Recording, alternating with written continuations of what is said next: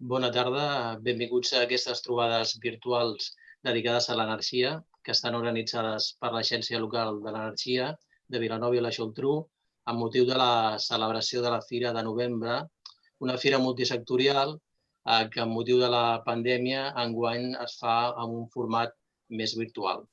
La jornada d'avui la dediquem a les pimes amb l'objectiu de facilitar eines per poder millorar la seva gestió energètica. I per fer-nos aquesta explicació ens acompanya la Laura Garcia. La Laura és consultora energètica d'ONCE, és experta en mercats energètics i actualment el seu grup gestiona un total de 1.500 gigawatts hora d'electricitat.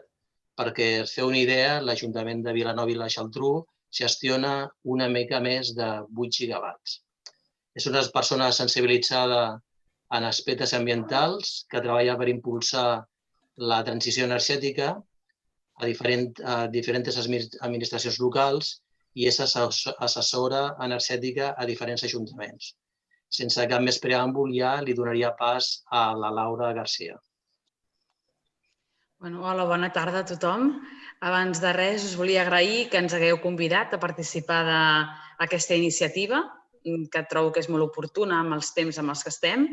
I per nosaltres és un plaer participar en aquesta Fira de Novembre que un any més esteu organitzant des d'aquí, des de l'Agència Local d'Energia de Vilanova i la Geltrú. Llavors, jo ara us compartiré una presentació. Aviam, compartir.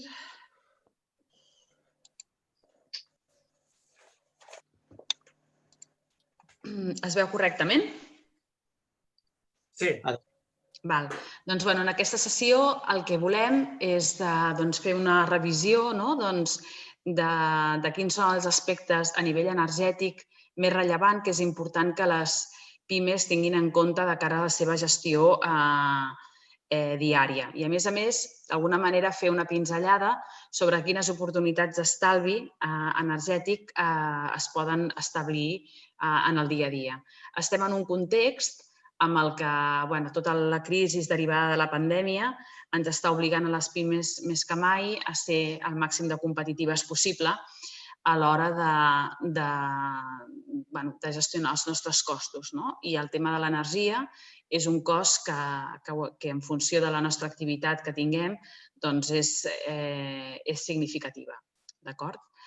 Llavors, a més, en tot això, després ja entrarem una mica més en detall, estem en un context canviant, amb el que cada vegada més les renovables estan entrant amb més força i això també ens situa en un paradigma en el que també es generaran noves oportunitats d'estalvi. D'aquí també volem posar l'accent i d'alguna manera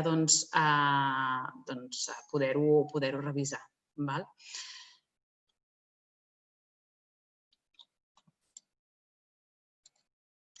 Començarem una mica pel principi, és a dir, independentment del nivell de formació que tinguem, cadascú de nosaltres, el que sí que sabem que cada mes el que fem rebre en la nostra activitat, ja sigui a títol personal, a les nostres llars, als nostres domicilis o bé on tenim el nostre negoci, a la nostra empresa, rebem una factura energètica.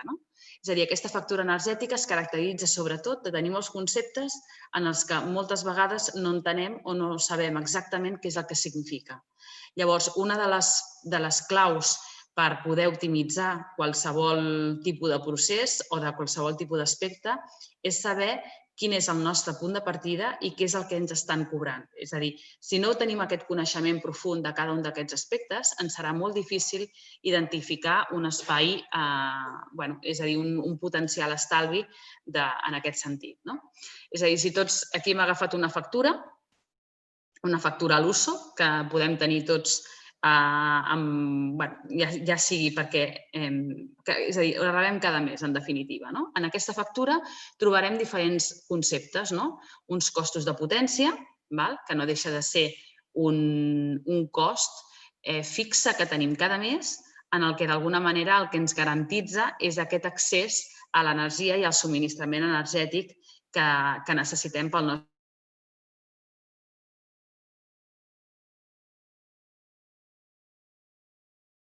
Tenim un problema de connexió. Laura, no sé si ens sents. si nosaltres ens passem de la potència que tenim contractada, en funció de la tarifa que tinguem, doncs tindrem un sobrecost o un altre, d'acord? Després tenim el que serien els costos de l'energia, en definitiva, és a dir, com més consumim, aquest cost és més elevat. És en aquest punt, com veurem més endavant, que realment hi ha possibilitats de poder estalviar de manera significativa. Jo suposo que la majoria d'empreses que esteu connectades o que us connectareu a posteriori disposeu de tarifes 3.0. No obstant, tarifes tipus 3.1 o 6.1 també són vàlides per l'explicació que estem desenvolupant. Després tenim les famoses penalitzacions per energia reactiva, que no deixa de ser una penalització que ens ve a nivell de factura, que després ja entrarem una mica més en detall. Llavors tenim l'equip de mesura, que en la majoria dels casos és un lloguer de comptador, i altres conceptes, perquè moltes vegades, quan tenim un subministrament energètic, moltes de les empreses, de les comercialitzadores, aprofiten per ficar-nos altres conceptes que no són obligatoris, com puguin ser temes de manteniment o altres serveis complementaris que d'alguna manera fan que el nostre cost s'incrementi. I després tenim uns impostos. En el cas de l'IVA, que tots coneixem, que és el 21%, per tots, ja sigui per consumidor o per empresa. Tenim l'impost elèctric, que aquest impost elèctric és del 5,11%, i tenim un impost municipal, que tot i que no apareix en la factura, també és una despesa que les comercialitzadores ens gravaran per poder-les pagar a l'autoritat competent, en definitiva. Què està passant? És a dir, ara veurem que a les notícies de tot arreu surt el concepte de transició energètica. És a dir, surt transició energètica per aquí, transició energètica per allà. Què vol dir això? En definitiva, la transició energètica és un canvi de paradigma en el qual es caracteritza per dos aspectes de manera essencial o de manera principal. El primer concepte. El primer concepte és que reconeix la penetració de les renovables en el que seria el nostre sistema de generació a nivell espanyol. Actualment, el mix de generació elèctric té un 40% de participació de les renovables.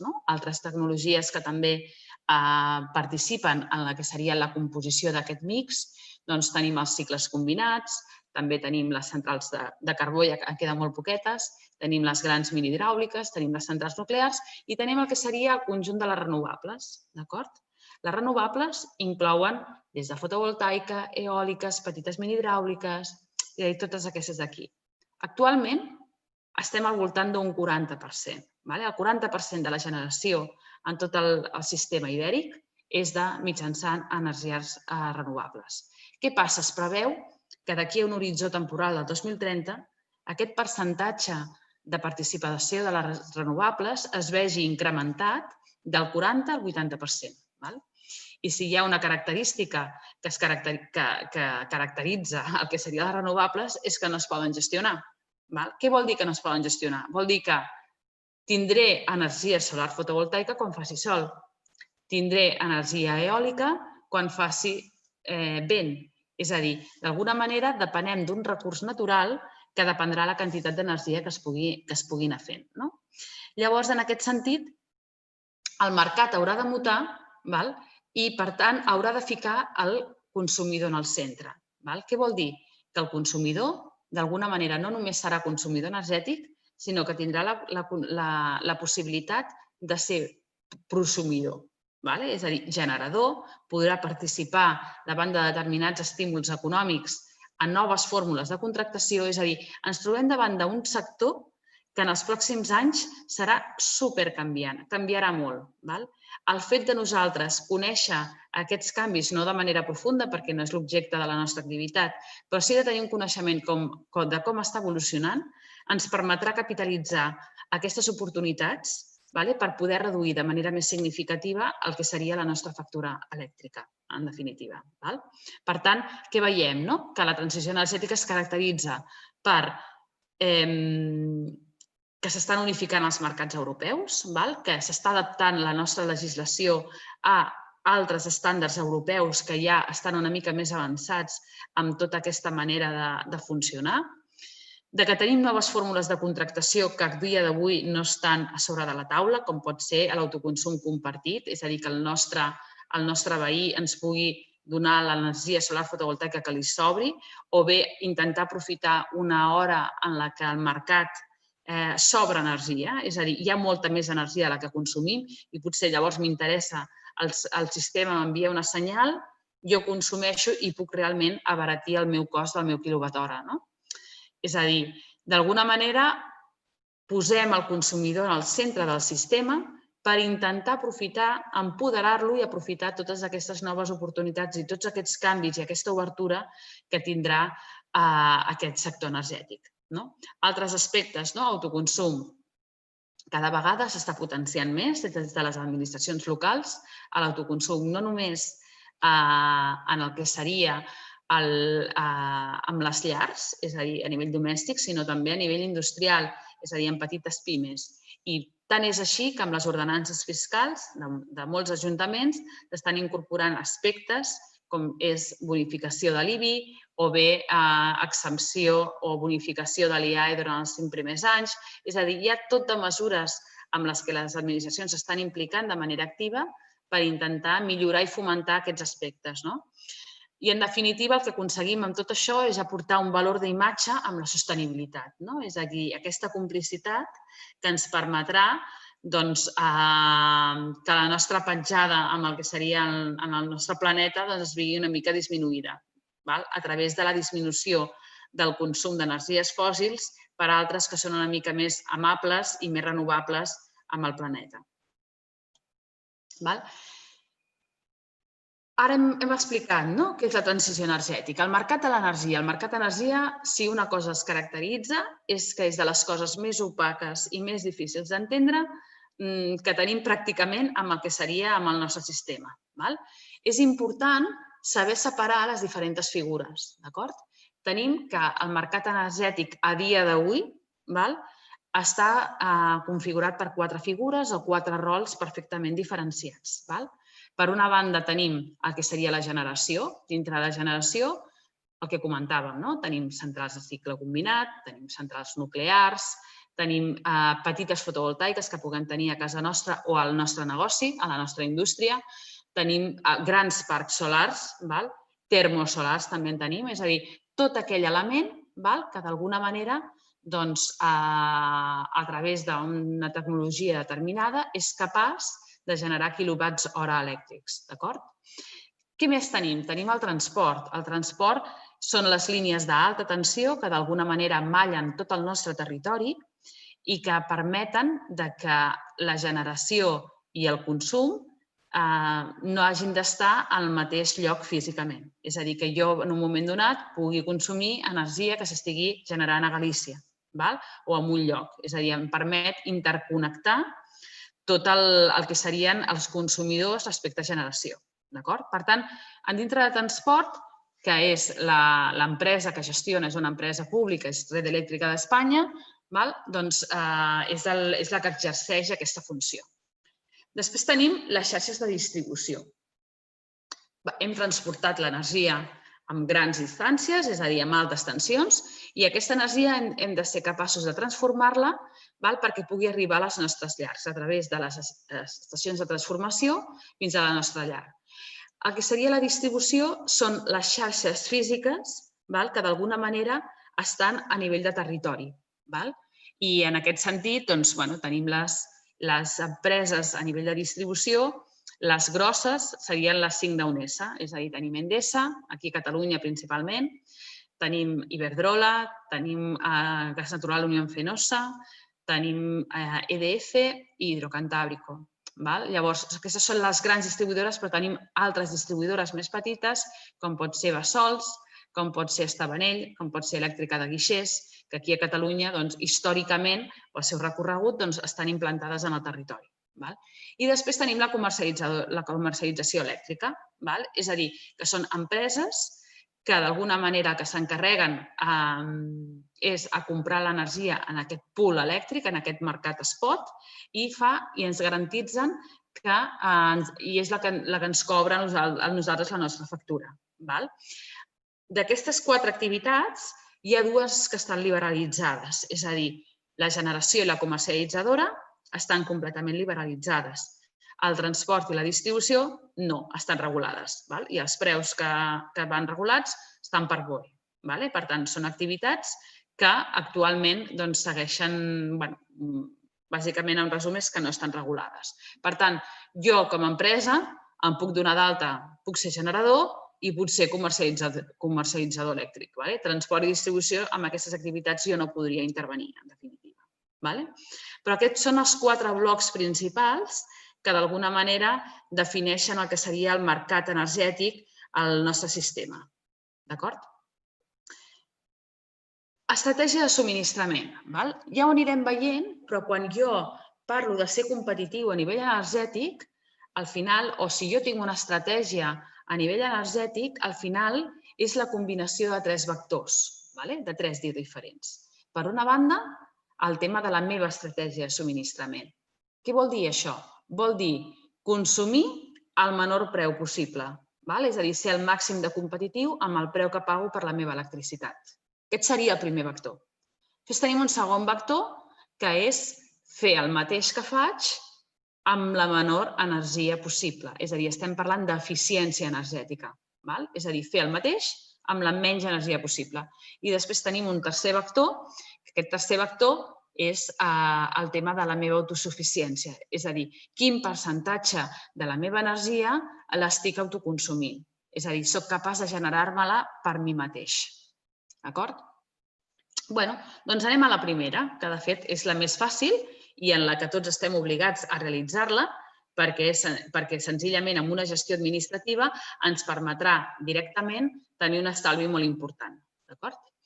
Per poder saber què puc estalviar o què estic pagant, és important entendre de què consta, és a dir, de què es composa aquest preu de l'energia. El preu de l'energia es composa de 3 aspectes principalment. Una matèria prima, que la vaig a comprar a un mercat, és a dir, jo tinc tota una sèrie de generadors que el que fan és venen l'energia al mercat, a OMIE, que és el Mercado Eléctrico de la Electricidad, bàsicament OMIE. Llavors, en aquest mercat elèctric, el que es fa és una cassació entre oferta i demanda i cada dia es fa una subhasta, com si diguéssim, en què es fixa un preu hora a hora. Malgrat el concepte que puguem tenir que tenim un preu fix en la factura, això no és així. És a dir, el preu de l'energia elèctrica té un preu diferent per cada hora. És a dir, en funció de l'hora en què estiguem consumint, doncs aquest aspecte tindrà un preu o tindrà un altre, en definitiva. Per tant, tenim una matèria prima que acostuma a ser de l'ordre del 40-45% del que seria el nostre cost energètic. Després tenim uns conceptes regulats BOE, que ara els entrarem una miqueta més en detall, i després tenim un marge comercial, perquè, evidentment, aquestes comercialitzadores elèctriques han de tenir un marge comercial, en definitiva. Llavors, aquí podeu veure en aquesta diapositiva com, en definitiva, tenim aquesta matèria prima, és a dir, que és el quilowatt-hora directament. Llavors tenim aquests que ho vaig a buscar en el mercat d'OMIE o al mercat de futurs, que això és una altra discussió, que si després voleu podem entrar una mica més en detall què és OMIE i què és OMIE pròpiament. Tenim uns components que estan regulats per BOE i després tenim un marge comercial. Aquests components BOE acostumen a ser de l'ordre també del 40, 45, depèn. I aquí són els ATRs, és a dir, els costos de distribució. El fet d'ocupar les xarxes de distribució té un cost, té uns serveis complementaris, unes restriccions tècniques, és a dir, té una sèrie de conceptes, d'acord, que d'alguna manera el que permeten és poder aguantar aquest sistema de transport i aquests operadors de mercat i de la xarxa pel seu funcionament normal. I després tenim un petit marge comercial. Amb això ja estem veient que realment nosaltres el cost de la matèria prima, el cost de BOE no el podrem tocar de la nostra factura, el cost de la matèria prima dependrà d'aquest preu de cassació del mercat i el meu marge comercial és on jo realment, en un moment donat, amb una foto fixa, on podré posar l'accent, en definitiva. D'acord? I seguim.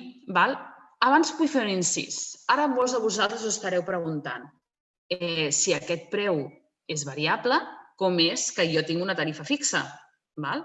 És a dir, moltes vegades jo quan faig un contracte a nivell elèctric em preguntaran si jo vull una tarifa indexada, és a dir, que estigui indexada a aquest mercat OMIE, o bé el que vull és un preu fixe per cada un dels períodes, en definitiva. D'acord? Llavors, què tenim? OMIE. Anem a fer un petit incís. Aquí podeu veure, amb aquesta gràfica d'aquí, que realment el preu és variable hora a hora. És a dir, no és el mateix que jo el consumeixi a les 5 del dematí que no que es faci a les 9 del dematí. D'acord?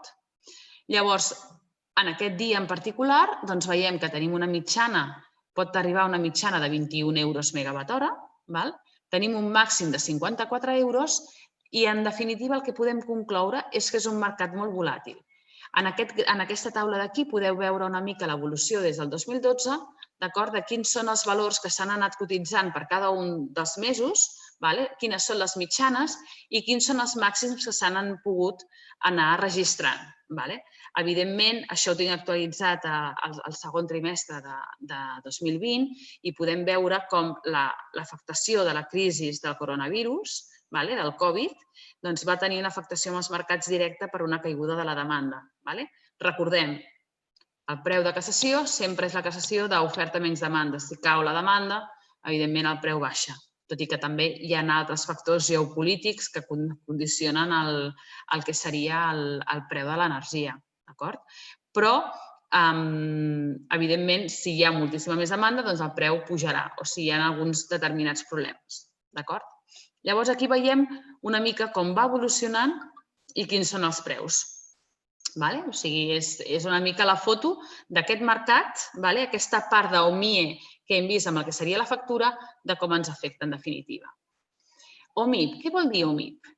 Com molts de vosaltres estareu pensant en aquest moment, és, ostres, jo la meva factura, jo no tinc cap preu variable, jo tinc un preu fixe. Això què vol dir? Que les comercialitzadores, que en definitiva són les que ens subministren l'energia, per poder-nos oferir un preu fixe, és a dir, el que fan és fer cobertures. És a dir, em diuen, jo compro a OMIE perquè l'energia es fa, és a dir, es caça a OMIE, però pel consumidor final li ofereixo un preu final, un preu determinat, un preu fix. Per jo poder oferir aquest preu fix, el que faig és fer una cobertura financera. Per tant, en paral·lel del mercat d'OMIE, jo tinc un mercat OMIP que el que em fa és una cobertura per aquest preu. Per tant, primera conclusió, sense anar gaire més lluny, què és el que trobem? Segurament amb un... segurament no, segur, amb un mig termini, si jo faig un contracte indexat, doncs en termes generals em surt de l'ordre d'un 15% més econòmic que si faig un mercat fixe. Per què? Perquè ningú fa una cobertura per mi. Això és el mateix que amb una hipoteca, no? És a dir, jo tinc una a tipus indexat o bé a tipus fix. Al final, si algú m'està oferint un tipus fix sobre una cosa de la que no té el control, el que segurament el que m'estarà gravant és una cobertura per poder oferir-me aquest preu. Aquestes cobertures tenen un cost i que, per tant, per això, a mig termini, potser en un any sí que un fixe és més alt que un altre, però a mig termini sempre em sortirà més econòmic un preu indexat a OMIE que no pas anar a un preu fix que m'ofereixi. Llavors, què veiem aquí? Veiem, en definitiva, el mercat d'OMIP, que és un mercat a futurs, que d'alguna manera és com s'estructura. En funció del moment en el que jo... Un moment, que moc això d'aquí per poder veure el gràfic. És a dir, en funció del preu de quan jo faci la meva contractació, els preus que m'oferiran seran uns o uns altres, quan parlo de preu fix. És a dir, si jo estic negociant els preus en aquest... No sé si es veu el cursor, el ratolí. M'ho podeu confirmar que es veu? Sí, es veu perfectament, Laura. És a dir, si jo fixo, si demano preus en aquest moment d'aquí, què intuïu? Que serà un preu alt o baix? serà un preu alt. No? Serà un preu molt alt. En canvi, si jo en un moment de negociar els meus preus estic aquí, els preus que m'oferiran les comercialitzadores, què serà? Serà un preu baix. Per què? Perquè les cobertures en aquest moment seran econòmiques. Per tant, el moment en el que jo, si vaig a un preu fixe, el moment en què jo realitzi aquesta contractació condicionarà moltíssim el preu que jo tingui i que tingui condicionat per diferents anys. Altres combinacions, és a dir, desconeixo el perfil de totes les empreses que esteu en aquest fòrum, però en definitiva aquí podem veure una mica l'estratègia de subministrament. Tenim des de preu fix, altres combinacions o un indexat, és a dir, anar completament a indexat de mercat. Com més preu fix, si tinc un preu fix, què tinc? Doncs tinc un preu fix, és a dir, em va perfecte per fer el meu pressupost directament, tinc un marge de seguretat per la comercialitzadora i tinc poca volatilitat del preu. Si me'n vaig a un indexat pass-through, tinc molta volatilitat del preu, és a dir, segurament jo faré un pressupost, però hi haurà mesos que serà un import i segurament hi haurà unes desviacions cap amunt o cap avall, segurament cap avall, del que seria el preu que jo hagi establert amb el meu pressupost. I llavors tenim altres combinacions, que és un tema més variable. És a dir, que puc fer uns mesos, puc tenir una petita cobertura, això ja dependrà. És a dir, en funció del vostre consum, si tinc d'1 giga cap amunt, a nivell de consum, podré anar a altres combinacions. Si estic per sota, segurament l'únic que podré triar serà un preu fix o bé un indexat, en definitiva. Preu fix, per què es caracteritza el que us comentava, no? Per què es caracteritza un preu fix? Aquest tema és important, és entendre quina és la diferència entre un preu i un altre. És a dir, un preu fix es caracteritza perquè és un producte simple i jo, de manera senzilla, sense tenir cap tipus de formació amb el que seria en tema de mercat energètic, puc comprovar la meva factura. És el producte més comú en el mercat, és a dir, si féssim una enquesta, la majoria de vosaltres tindríeu segurament tarifes fixes i és un pressupost tancat al signar el contracte. És a dir, jo ja sé de quin mal he de morir, és el que hi ha. Quins inconvenients? Doncs que els marges que m'estan aplicant les comercialitzadores són marges molt elevats i tenen associades primes de risc elevades que acaben fent que jo tingui el meu preu per quilowatt hora elevat. Em condiciona molt, com us comentava abans, el moment en què jo hagi fet aquesta contractació. És a dir, si jo ho faig en un moment en què el preu és altíssim, tindré un preu molt dolent i hipotecaré tot el funcionament de la meva empresa en aquest moment en concret. I a més, com que algú està fent una cobertura per mi, és a dir, algú està comprant una cobertura per mi, hi ha una permanència obligatòria. És a dir, quan tinc un contracte fixe, jo no puc dir al cap de 3 mesos me'n vaig. És a dir, normalment estarà molt ben acotat, que és a 1 any, a 2 anys, etc.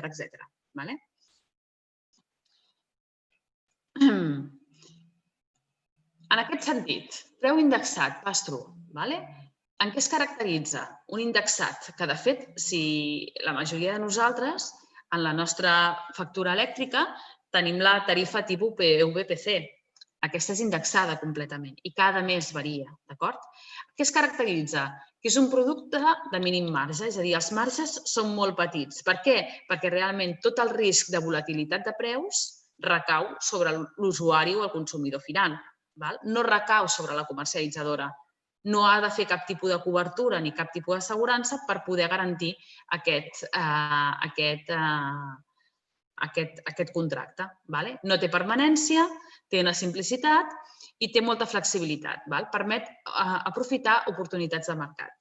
En aquest sentit, les pegues és que no tenim un pressupost tancat, és una mica més complicat comprovar els preus facturats i requereix una gestió més estratègica.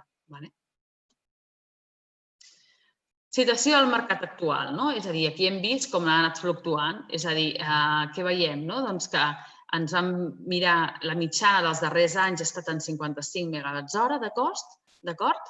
I vam tenir un màxim el 2018 i ara veiem que està baixant. És a dir, el 2020 s'està cotitzant, està en preus molt baixos per tot el tema de la crisi en la que estem vivint. Però aquesta és una mica, aquesta gràfica que hi ha aquí, com ha anat evolucionant, en definitiva. Oportunitats d'estalvi. Què podem fer les empreses per estalviar diners amb el que seria la nostra estratègia? Aquí veiem una mica diferents aspectes que puguem revisar amb el que seria la nostra factura, que ens permetrà d'alguna manera capitalitzar i reduir diners amb el que seria el nostre cost. Cost de potència.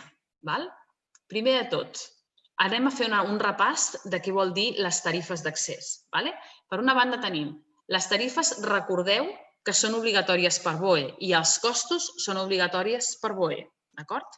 Llavors, què tenim per una banda? Una tarifa d'accés 2.0 correspon a aquelles pòlisses que tenen menys de 10 quilowatts. Per tant, seran les que tenim nosaltres a casa nostra, la majoria com a clients domèstics. Tarifes 2.1, entre 10 i 15, doncs, aquelles cases que tenen una mica més de consum o que són una mica més consumidores, doncs estaran entre 10 i 15. La majoria d'empreses que estem avui en aquest foro estarem amb tarifes del tipus 3.0 i 3.1, és a dir, que van per maxímetre, i després tenim les tarifes del tipus 6.1, que són grans consumidores. Em centraré sobretot amb les tarifes 3.0 i 3.1, perquè entenc que és el públic amb els que ens trobem avui aquí. Però si a la finalització d'aquesta jornada voleu que comentem una cosa específica, sense cap problema ho comentem. Com facturem aquí la potència? Aquí facturem de manera que tenim una potència contractada i tenim unes franges. Aquí és fonamental que els nostres negocis tinguin la potència contractada òptima, ni més ni menys. Ni més perquè estem pagant de més i els costos no són petits, en definitiva, i de més tampoc perquè llavors la meva penalització dels accessos, és a dir, jo si un dia em passo, si imagineu-vos que tinc 50 quilowatts, i un dia tinc una punta, perquè resulta que connecto no sé quants equips i tinc una punta de 80. Doncs durant tot aquest mes, a la meva factura, em cobraran aquest excés de potència. Com és aquest excés de potència? Doncs aquest excés de potència em cobren el doble de la diferència entre la potència que tinc contractada menys 1,05% la potència que tinc contractada. En definitiva. Perdó, això és la facturada. La F és la facturada, la D és l'òptima. D'acord? Llavors, per tant, el que ens està dient és que si tinc un accés me'l penalitzaran moltíssim, el doble de la diferència entre el que puc arribar a consumir. D'acord? I llavors, si estic molt per sota, és que realment tinc molt més contractat del que realment caldria. Per tant, primera acció, saber exactament que tinc contractat allò que necessito. Ni més ni menys. I qui em donarà aquesta informació? Doncs les dades de maxímetre que d'alguna manera em venen recollides en la meva factura elèctrica de cada mes. Altres costos. Alguns de nosaltres, amb la nostra activitat, doncs ens trobarem amb el que seria penalitzacions per energia reactiva. És a dir, jo segurament, si tinc condensadors o tinc algun altre tipus de determinats consums, em generi energia reactiva. Si jo em passo d'un 33% del consum d'energia reactiva respecte a l'activa, tindré una sèrie de penalitzacions. Per tant, en aquest sentit, jo hauré de ser capaç de ficar unes bateries de condensadors per tal de pal·liar aquest efecte negatiu que té. Aquest aspecte també em ve regulat, em ve mostrat el que seria la meva factura elèctrica, en definitiva. I després tinc uns equips de mesura, que pot haver un lloguer amb distribuïdora o bé podem tenir un renting. És a dir, jo actualment la majoria de casos em ve llogat, però jo si volgués podria comprar el meu i no haver de pagar distribuïdora. És una manera també d'un estalvi immediat. És a dir, o bé fer-me un renting i aprofito per ficar-me un sistema de monitorització o bé directament comprar i no haver pagat la distribuïdora. Per tant, aquí nosaltres identifiquem oportunitats que són interessants de poder explorar, en definitiva. Altres conceptes fonamentals de cara a tenir la factura, és a dir, manteniments, costos addicionals, serveis varis, assegurances, tot això no cal per tenir un subministrament energètic. Segurament l'utilitzarem molt poc, però moltes vegades ens venen per defecte. O quan contractem, ens venen aquest servei. Doncs, aquestes clàusules no són per llei i que moltes vegades és d'on es treu per les comercialitzadores és una font molt important d'ingressos. Altres aspectes. Energia verda certificada. Si nosaltres demanem energia verda, aquests GDOs, aquestes garanties d'origen, tenen un cost i, per tant, el meu cost unitari per quilowatt hora es veurà afectat amb un increment del cost unitari i facturació incorrecta. És a dir, moltes vegades, quan analitzem... Ara ha estat interessant, faig un parèntesi, d'acord? Nosaltres ara vam tenir l'oportunitat de fer un estudi amb PIMEC, de 20 empreses pimes de diferents sectors productius, industrials principalment, i la nostra gran sorpresa a l'analitzar les factures és que la majoria tenien clàusules en el qual, com sabeu, la tarifa 3.0 té 3 períodes i que tenen cada un cost, que s'ha de facturar un cost diferent, i la nostra sorpresa era que per contracte aquests usuaris havien signat que els hi cobressin el mateix preu per quilowatt contractat en els 3 períodes, per exemple. I això ho teníem firmat, però el problema és que no sabien que això per llei no té per què ser així. El que passa és que si tu acceptes que t'ho cobrin d'una manera, doncs, ho has acceptat. Però vam detectar moltíssimes irregularitats a l'hora de fer la facturació de manera adequada i de manera justa, tal com estableix la normativa i tots els reals decrets que estan fets en relació als ATRs de potència. Per tant, és important agafar, primer pas per reduir, agafar-nos la nostra factura, identificar aquests conceptes i veure que realment el que ens estan cobrant és el que toca. Això és una manera molt important de poder estalviar de manera directa. Altres aspectes, doncs, incorporar la figura de gestor energètic. És una manera que és molt senzill. Nosaltres tenim una estadística que fins que el preu de l'energia no és superior a un 5% del budget de l'empresa, del pressupost, aquest tema no es mira, perquè no té un impacte molt elevat. Però tot i així, és a dir, quan les empreses tenen un 5, un 10% del seu pressupost és factura elèctrica, normalment ja tenen un gestor energètic que es mira tots aquests temes, que comprova les factures, que optimitza potències, que tot el tema de la compra fa una licitació com toca i s'ho mira de manera adequada, però quan estem que realment el preu de l'energia és important però no arriba a aquest percentatge d'afectació respecte al pressupost, ens trobem que és una cosa que no revisa i que no està ben mirada. Per tant, primera recomanació, anem a mirar tots aquests aspectes, anem a comprovar-ho i a veure com ho podem realitzar. Seguim. Per tant, el tema de posar un gestor energètic és un tema fonamental i cabdal per poder mirar-se totes aquestes coses amb carinyo i fer una estratègia adequada. Tema autoconsum. Tema autoconsum, ara estem en un moment dolç del que seria l'energia solar fotovoltaica, en tant que, per una banda, ens trobem amb que els preus de les instal·lacions acabades s'han reduït de manera molt significativa. Fa uns quants anys, quan vaig començar amb el sector i abans que vingués el decretazo i totes aquestes normatives que es van carregar una mica al sector solar fotovoltaic, estàvem parlant de costos de 5,5 euros al watt peak instal·lat, d'acord? 5,5 euros. I en cas de seguidor solar estàvem parlant de 7.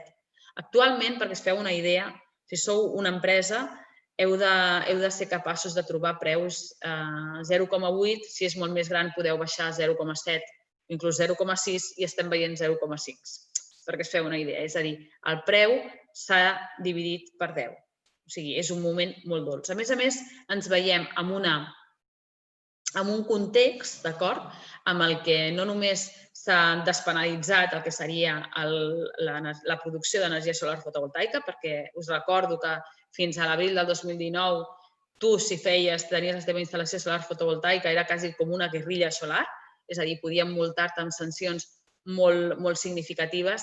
No només s'ha fet un canvi de xip en aquest sentit, sinó que s'han fet alguns elements que ajuden a fomentar-la. Quins? Doncs, per exemple, si jo tinc una petita instal·lació i tinc uns excedents, aquests excedents seran compensats per la meva empresa comercialitzadora. És una de les estratègies que està permès. Per tant, és un moment dolç que en cas que jo vulgui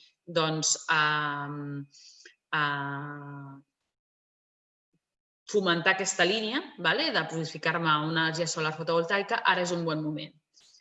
Per què? Perquè em permetrà reduir de manera fàcil la meva factura elèctrica entre un 10 i un 30%.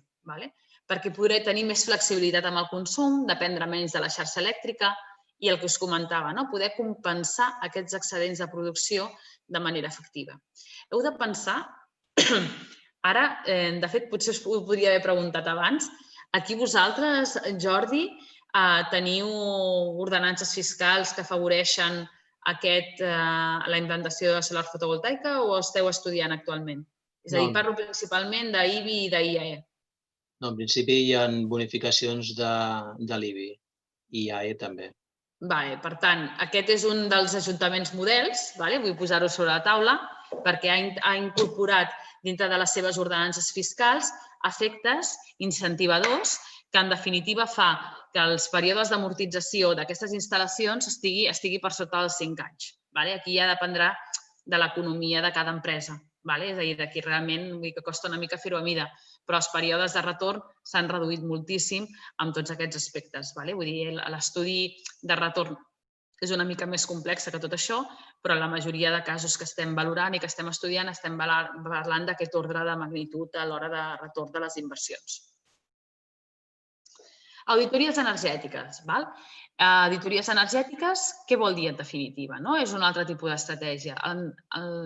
Aquest seria una mica, quan parlàvem que hi havia 3 aspectes de l'energia, és a dir, teníem el tema de mercats, és a dir, tenir un preu baix, teníem el tema de l'eficiència, teníem el tema de sobirania, és a dir, autoconsum.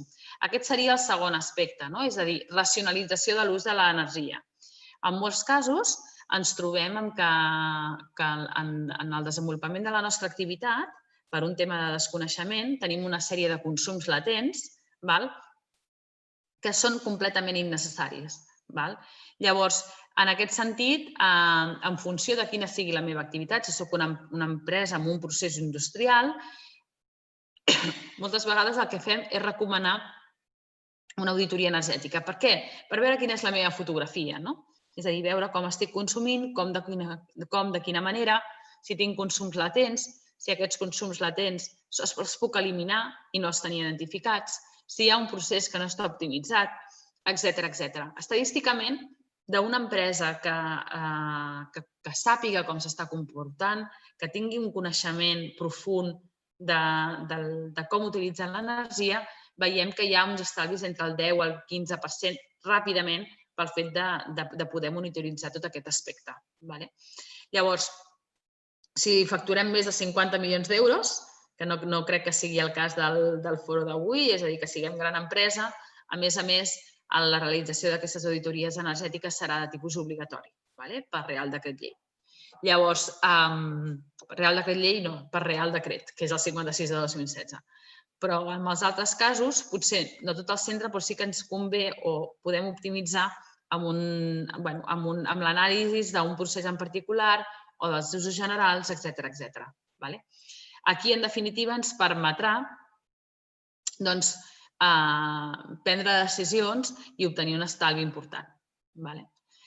I, bàsicament, la meva presentació era una mica basada en aquesta explicació. I llavors, no sé si teniu alguna pregunta o alguna cosa en particular que voleu que desenvolupem.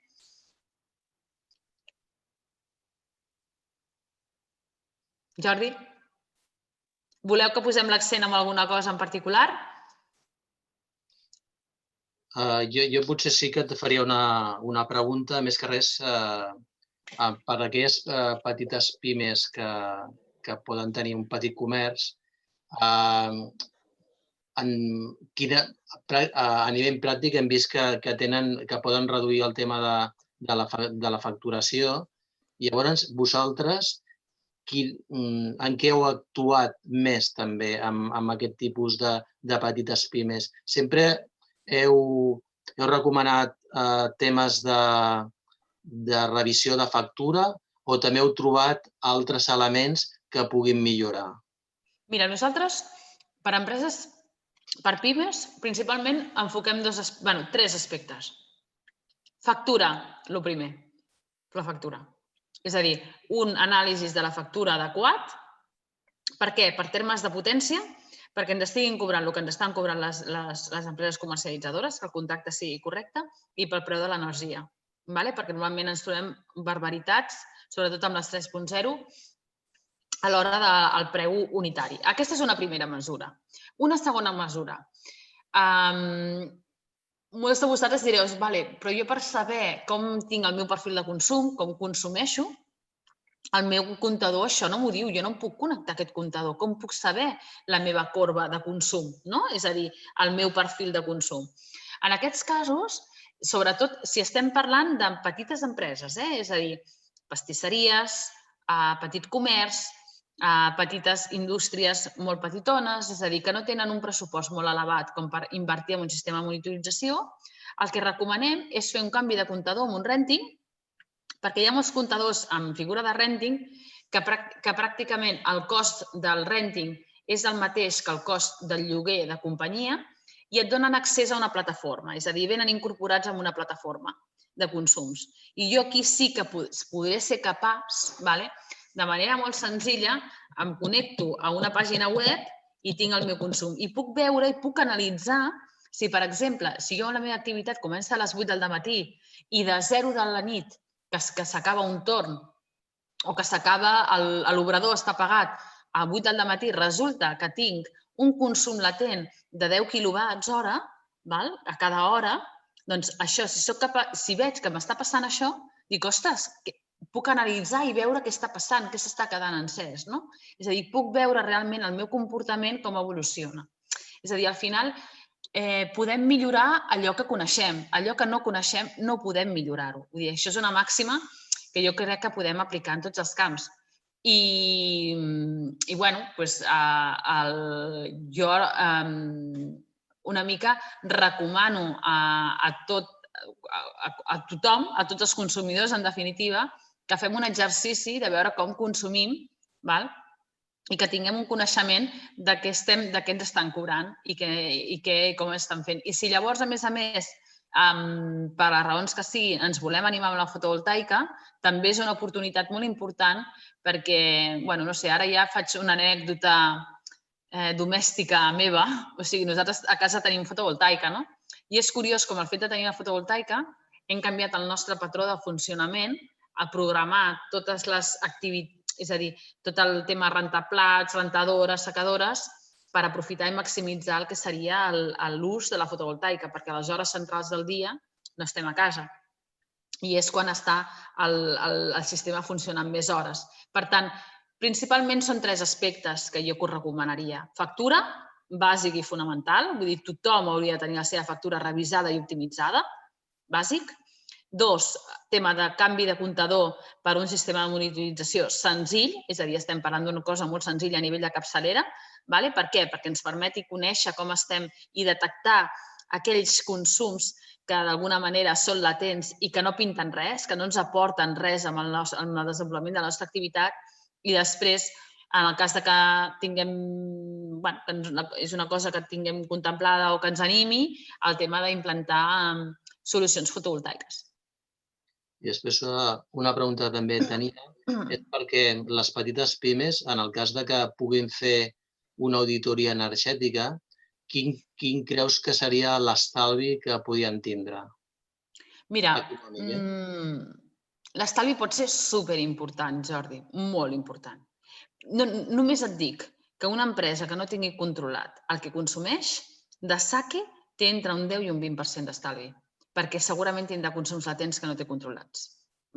És a dir, el fet de que coneixi com està consumint, com i de quina manera, i parametritzi el funcionament en cap de setmana, en dies festius i en dies laborables, que identifiqui a què correspon cada cosa, és a dir, que ens comencem a mirar les coses i quan haguem de comprar una màquina ens fixem quin és el consum energètic que té, què és el que consumeix, com, de quina manera, tot això. Si ens fixem en totes aquestes coses, ràpidament podem generar un estalvi que, com et comentava, va entre el 10 i el 20%, directament, sense inversions addicionals.